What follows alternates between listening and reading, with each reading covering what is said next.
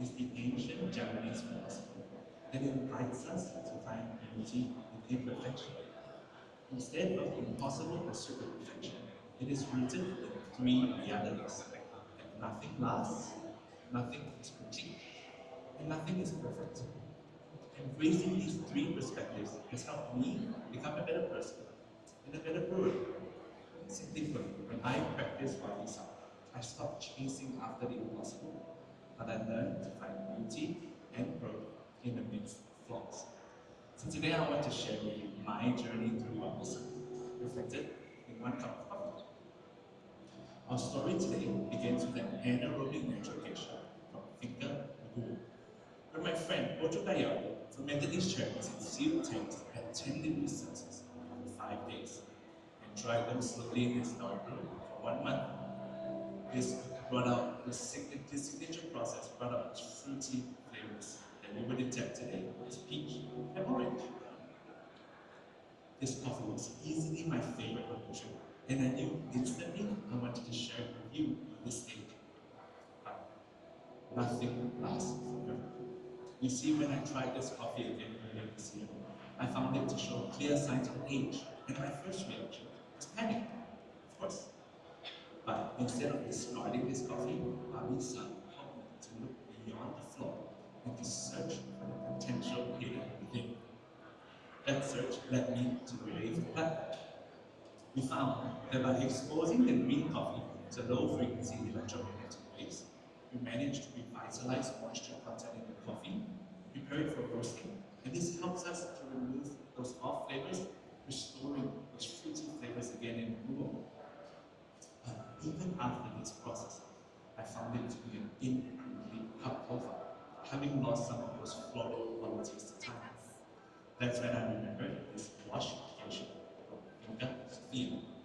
It has an abundance of florals and a structured cup profile, but not the flavor clarity that I was looking for. Wabi-san helped me to realize that if I accept the incompleteness of all these coffees, work with each of their strengths, their utility in the cup provides us a special type of flavor. So today I'm serving you 60% of washed Sophia with 40% natural brew.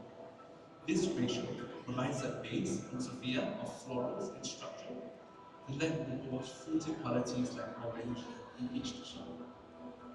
Both these coffees were roasted on the Struggle SNFX 108 minutes with 10% DTR, giving us a sweet and round profile that I really enjoy. Now, brewing these coffees became my challenge as a barista. You see, we found that the brew only regained its flavor attributes for a short window of time, about 3 to 5 days. This made it challenging to brew, as it barely had any time for coffee to degas, obstructing the extraction of its full potential. So what I've done was to grind my coffee into these jars with a valve, and with the help of a pump, create a mild vacuum over the coffee grounds, forcing CO2 out of the coffee, speeding up this degassing process. What I found is that by doing this for 20 minutes today, reveals those layers of flavor clarity and gives you that smooth and round mouthfeel in your cups. It was Bobby Suffolk that taught me to embrace this coffee's temporal nature as a feature rather than a flaw. It also guided my extraction decisions today. Since Nugo has fruity sweetness and Sophia has complex florals, I wanted to use a recipe and a brewer that would help me extract both of these strengths in the cup. I chose the Urea 01 flat bottom dripper, and by pairing the receiverless flat papers and a booster underneath, it enables me to have consistent drawdowns through the bed and low bypass, highlighting those fruity sweet characters.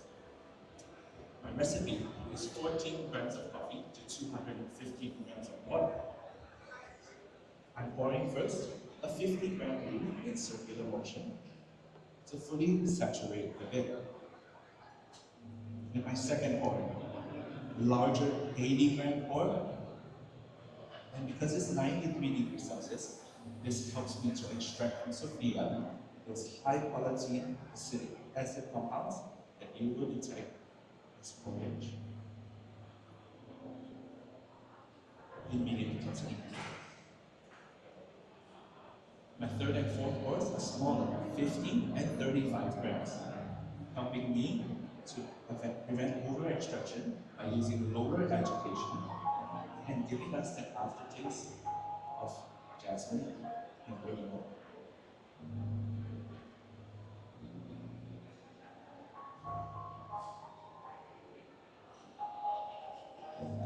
My water composition today was made with both these coffees in mind.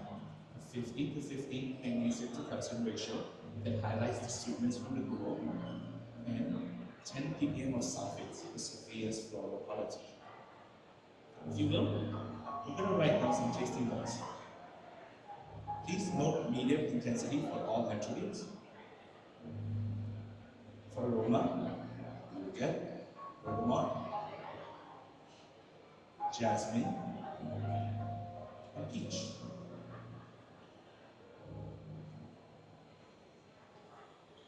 For flavors, bergamot, orange blossom, peach,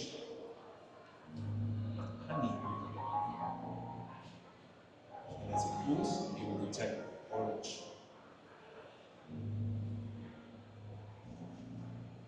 For aftertaste, bergamot, and jasmine. As it cools, orange. The acidity today will be citric with hints of malic acidity, reminding you of orange, and hints of peach.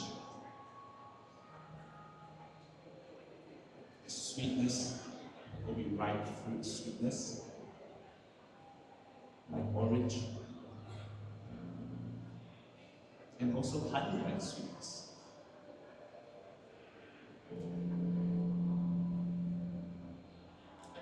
Mouthfeel, smooth and round, and as it cools, mouth warm.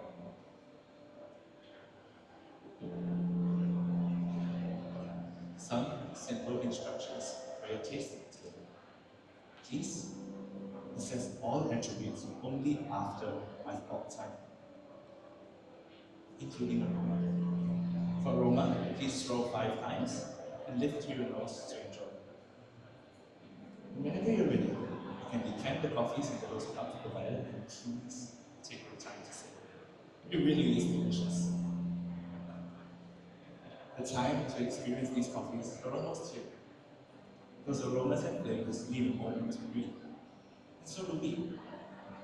Just as how Wabi Sabi helped me to prepare these coffees, let's prepare ourselves by connecting with Wabi Sabi in a simple reflection. So I invite you, let's all close our eyes. I'll tell you when to open.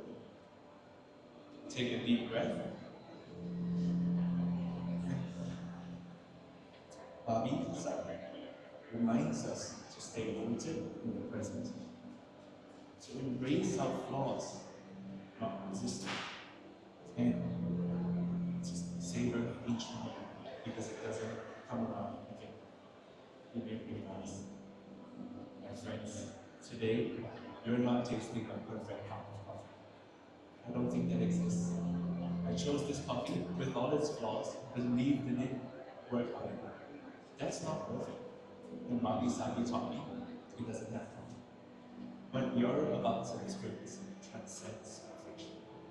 It's what happens when we embrace the flaws in coffee and in ourselves, in spite of the flaws, like Wabi Sabi teaches us. I hope this cup reminds you that there's potential and beauty in all of us. To get here, I had to embrace this coffee and my own flaws. My many failures because standing before you today. And I hope this cup inspires you to do the same. Time. A round of applause for YEC. YEC. Yes. Good. I was told to interview you in Chinese. No. 感觉如何？轻松很多。轻松很多。准备了多久？准备几个星期2个月吧。咖啡我们开始准备2个月左右。2个月前，那你有什么你为什么会选择用今天的咖啡呢？我知道你是用2个不一样的组合，对68跟78这样。对，原因上是为什么？其实原本的那个是用过专门的那个咖啡，我是很喜欢。去年在农场的时候试的时候，很喜欢它的味道。我们自我们所知，原本以为1月2月份会最好喝嘛，但是今年在1月喝的时候，咖啡不那么好喝，那就一直找方式说 ，OK，如果我不把这个咖啡去掉，我还能找方式把那个味道我喜欢的那个味道带给它。所以你因为这样，你有这个挖比萨比的这个概念，对不对？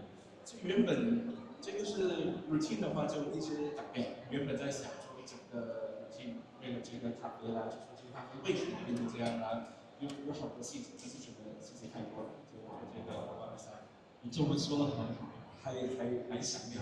Alright, thank you so much. Thank you so much. Alright, now round us with Boy Is In from Glyph Supply Co.